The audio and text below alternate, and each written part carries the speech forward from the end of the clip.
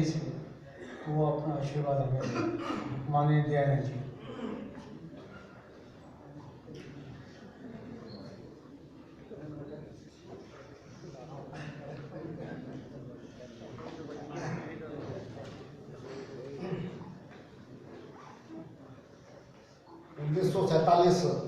बंटवारा और विस्थापन,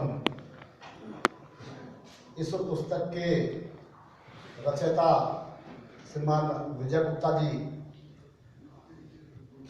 आज उस पुस्तक के विमोचन के अवसर पर मंच पर उपस्थित दिल्ली प्रदेश के यशस्वी और कर्मठ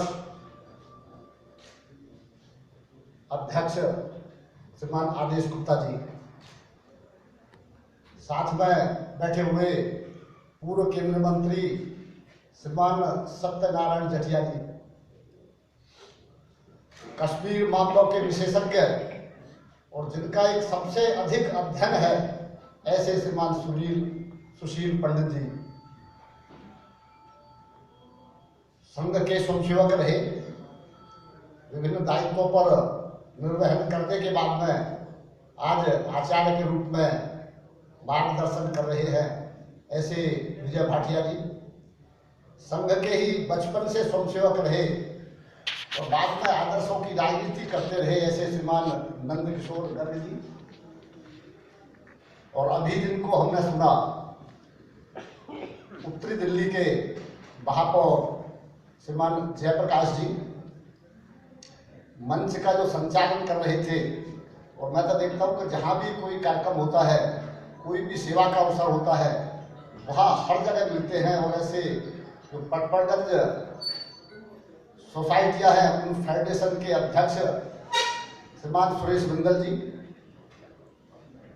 और ऐसा परिवार जो देश में 1975 में इमरजेंसी लगी और सारा परिवार जेल में, अर्थात जब इमरजेंसी लगी तो संघ पर प्रतिबंध लगाया गया, संघ के सभी स्वयंसेवकों को जेल में ठूस दिया गया और उस परिवार के 3 सदस्य जेल में थे, ऐसे श्रीमान धर्मवीर जी।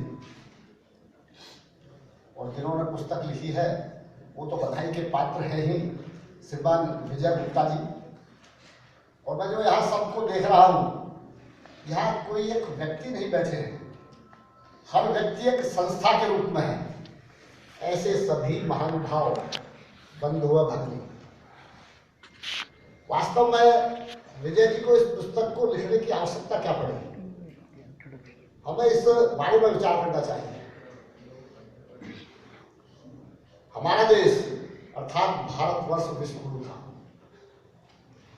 पूरे विश्व में सबसे शक्तिशाली राष्ट्र था, पूरे विश्व को मार्गदर्शन करता था, चाहे विज्ञान के मामले में, चाहे साइंस, चाहे गणित के मैथमेटिक्स के मामले में, हर मामले में पूरे विश्व का मार्गदर्शन करता था। ऐसा भारतवर्ष था कि विज्ञान अर्जन करने के लिए पूरे विश्व से विद्यार्थी भारतवर्ष में आते थे। नालंदा विश्वविद्यालय, काशी विश्वविद्यालय, ऐसे अनेकों विश्वविद्यालय थे। ऐसा प्रयास था। चंद्रगुप्त मौर्य, विक्रमादित्य, अशोक, ऐसे महान सम्राट हुए, लेकिन फिर क्या ये आवश्यकता हमको पड़ी, क्यों पड़ी? अर्थात ऐसा जो हमारा समाज था, समाज में कुछ कमियां आई, अर्थात उन कमियों के कारण बाहर से मुट्ठी भर मुगल आए, छोटी छोटी राष्ट्र होती थी, उनके राजा होते थे, एक राजा पर आक्रमण किया, उसको परास्त किया, दूसरे का क्रम आया, दूसरे को इसी तरह परास्त किया, दूसरा उस राजा का बैठा भाई दूसरा देख रहा, खुशी मना रहा, पिट रहा पिट। इस सब के परिणाम हम सबको भुगतने पड़े। अर्थात भारतवर्ष के बहुत बड़े हिस्सों पर मुगलों का कब्जा हो गया। और आगे के सब हमको इतिहास के बारे में ध्यान में है ही, क्योंकि वक्ता और भी बहुत है, समय अभी भी काफी हो गया है। मैं संक्षिप्त अपनी बात को पूरी करूंगा। और उसके बाद जो अंग्रेज अपने देश में आए, अंग्रेज शासन करने के लिए नहीं आए थे, अंग्रेज तराजू लेकर आए थे, अंग्रेज व्यापार करने के लिए आए थे। लेकिन हमारे समाज की जो स्थिति देखी, हमारे आपस में जो फूट देखी, उस सबके कारण उन्होंने हमारे ऊपर शासन किया। अनेक उदाहरण उसके हो सकते हैं। अगर एक उदाहरण दिया जाए तो हमने सबने जलियांवाला बाग देखा होगा। जलियांवाला बाग एक बहुत बड़ा मैदान, चारों तरफ से दीवार, एक उसका दरवाजा है और शांतिपूर्वक सभा चल रही थी। जनरल डायर ने वहां गोलियां चलवाई और जिस उस सभा में जितने लोग उपस्थित थे, जो कोहनियों को बल निकल गए, केवल जान बचा पाए, बाकी सब वहीं शहीद हो गए। आज भी गोलियों के निशान उस दीवारों पर है। वो गोली चलाने वाले कौन थे? उस शस्त्र किसके थे? गोली चलाने वाले भी हम ही थे, शस्त्र भी हमारे ही थे। ऐसा हमारा हिंदू समाज हो गया था।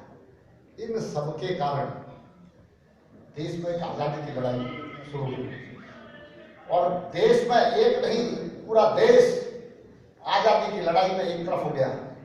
उन सब संघर्षों के कारण एक तरफ देश को आजादी मिली। बहुत बड़ा देश का सौभाग्य था।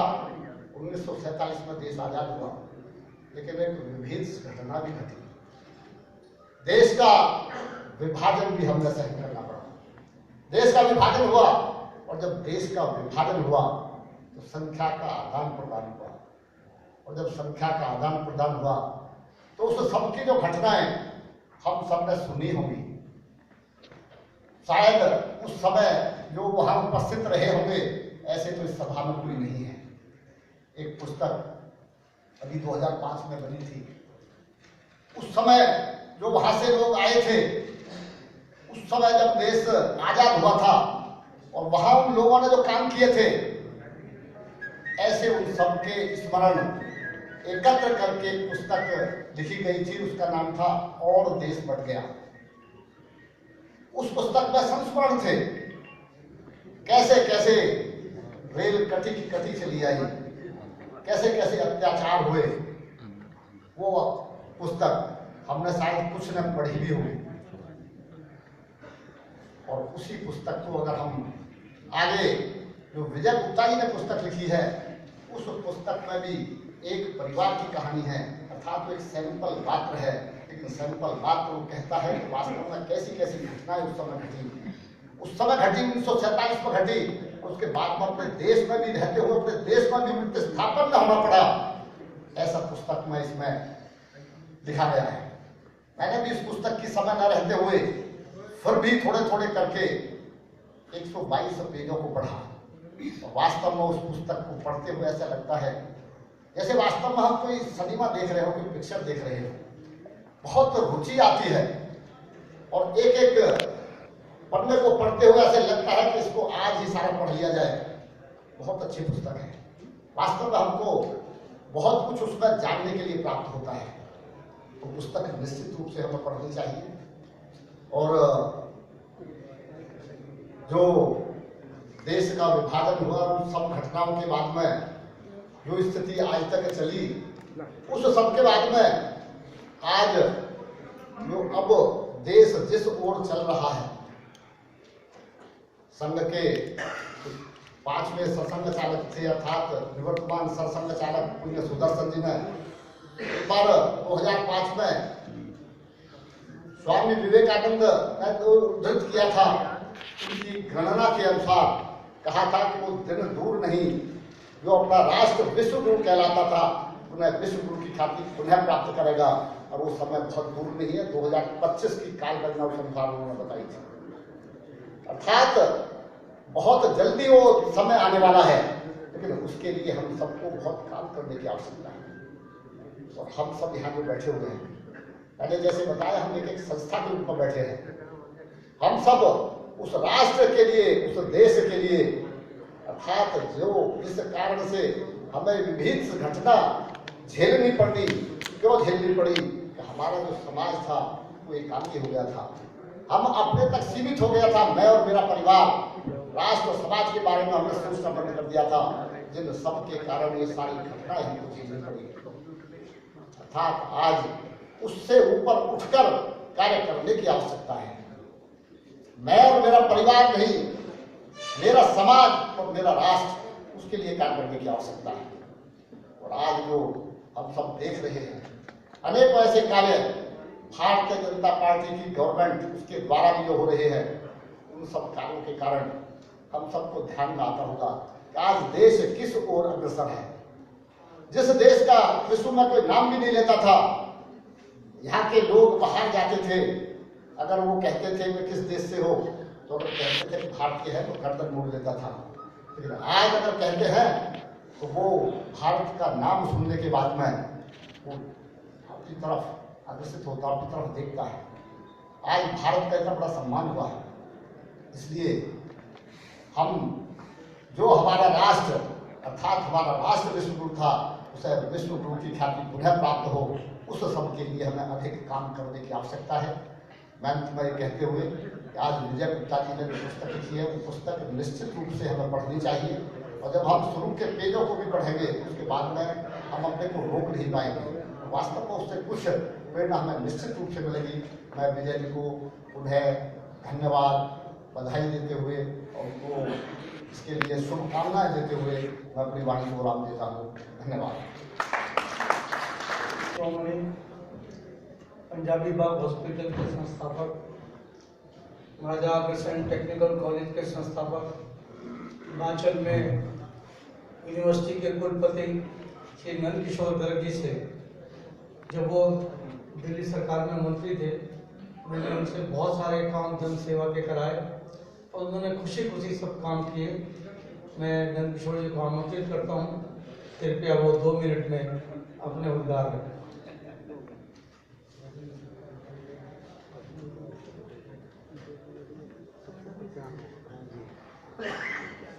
भाई विजय गुप्ता बंटी को बहुत बहुत बधाई।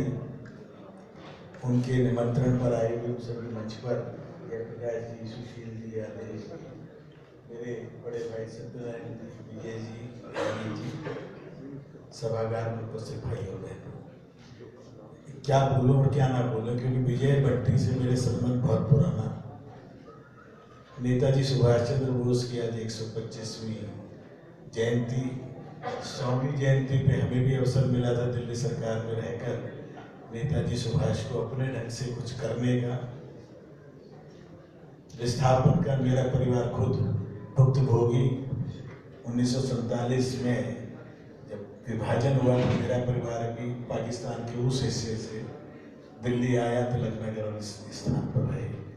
कश्मीर का तो मैंने स्वयं सब कुछ देखा और केदारनाथ साहनी जी की प्रेरणा से पहले 3 दिन में ही 10,000 कंबल इकट्ठे करने का टारगेट जय बाग से दिया था, साहनी जी ने किया था। और जब कुछ देखा कश्मीरी लोगों को, तो जिस हॉस्पिटल का जिक्र अभी सुरेश भाई कर रहे थे, वहाँ 6 डॉक्टर्स को हमने वहाँ अपॉइंटमेंट दी। उन्हीं दिनों में हॉस्पिटल शुरू किया था, कॉलेज बनाया, तो 5-6 प्रोफेसर जो कश्मीर से पंडित विस्थापित हो गए थे, कुछ करने का अवसर मिला। विजय बंटी से जब 93-94 में हम सरकार में आए तो इन्होंने एक हड़ताल करा दी। जैसे अब किसान आंदोलन चल रहा है, तो इन्होंने भी किराना के अंदर मेरे ख्याल 15-20 दिन वो हड़ताल चली थी। और उसके अंदर से निकालने के लिए जब माननीय खुराना जी ने मेरे जुम्मे किया था कि इस झंझट से निकालिए, शांति देसाई हम सब लगे रहे और पहली बार सब पढ़े लिखे लोग बैठे हैं। सेल्स टैक्स के अंदर ऐसी परसेंटेज कराई थी कि जब कि भाटिया जी ने सब कि ये परसेंटेज हो जाए, हमें सी फॉर्म की लानत से बचना है।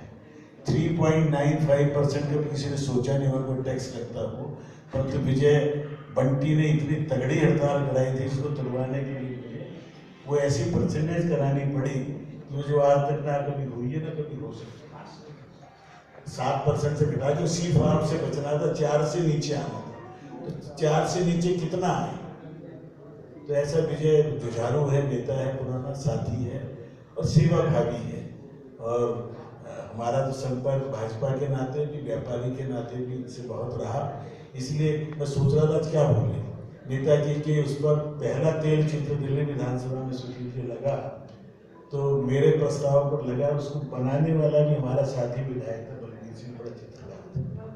नेताजी सुभाष यूनिवर्सिटी जो आज है, जिससे पहले NSIT थी, उसका नामकरण करने का अवसर मिला। और सबसे बड़ा, दिल्ली के लोगों को शायद आप में से 1-2 को पता हो, नेताजी सुभाष चंद्र बोस का जो अंतिम भाषण हुआ था देश के अंदर, वो दिल्ली में हुआ था, टीकरी बॉर्डर के थोड़ा पहले। उसका एक 5-6 एकड़ में बहुत अच्छी स्मारक बनाई थी, तो दिल्ली के लोग ना किसी को प्रचार करते, ना दिल्ली नगर निगम में लोग बैठे करते, ना दिल्ली सरकार में, कि इतना बड़ा स्थान जहाँ अंतिम भाषण हुआ हो, उनकी यादगार में स्थान बना हुआ, उसमें कुछ जाता ना हो। ये देश विडंबनाओं से भरा हुआ है, उन विडंबनाओं में हम जीते हैं। अच्छी चीज़ें भी बहुत हो रही हैं, खराब चीज़ें भी बहुत हो रही हैं। अच्छी चीज़ें जो हो रही हैं उनको हम सपोर्ट करें, अच्छे लोगों को आगे बढ़ाएं, तो देश का भविष्य निश्चित तौर पर बहुत अच्छा है। क्योंकि देश को नेतृत्व जैसी आवश्यकता थी वैसा मिल गया है, इसलिए हम सब लोग मिलकर इस देश के प्रति अपना जो भी, हम सभी एक ही विचार परिवार से हैं। विजय भाटिया जी का मेरा संपर्क बहुत पुराना है, राजनीति में भी थोड़े दिन रहे, परंतु उन दिनों भी मैंने कहा था विजय भाटिया जी गलत जगह आ गए, राजनीति आपके लिए ठीक नहीं है। ये ब्लंटली कहने वाला दिल्ली में भाजपा में एक मैं ही था जो प्रदेश महामंत्री होंगे। कुछ लोगों को मैं कहता था गलत स्थान पर हुआ, वापिस संघ के या अध्यात्म में जाके काम करें।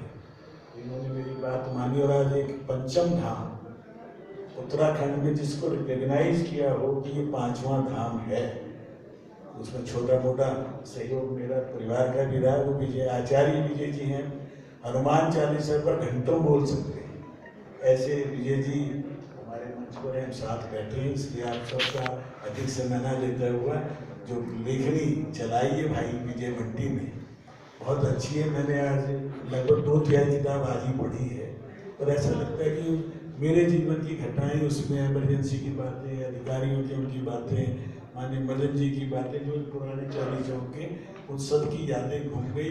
सुरेश बिंदल जी के तो बड़े भाई पिताजी के साथ में मैं थोड़ा बहुत काम करने का अवसर मिला। धर्मवीर जी, पंडित जी के पिताश्री और राष्ट्रपिता सब हमारे साथी हैं, इन सबको शुभकामनाएं देता हूँ। और नेताजी सुभाष चंद्र बोस से इतनी ही प्रेरणा लेकर जिए कि पूरे विश्व में एक महामानव है जिसका जन्मदिन सब मनाते हैं, जिसका मृत्यु का दिन निश्चित नहीं हुआ ना होगा कभी, ऐसे नेताजी को भी मेरा प्रणाम।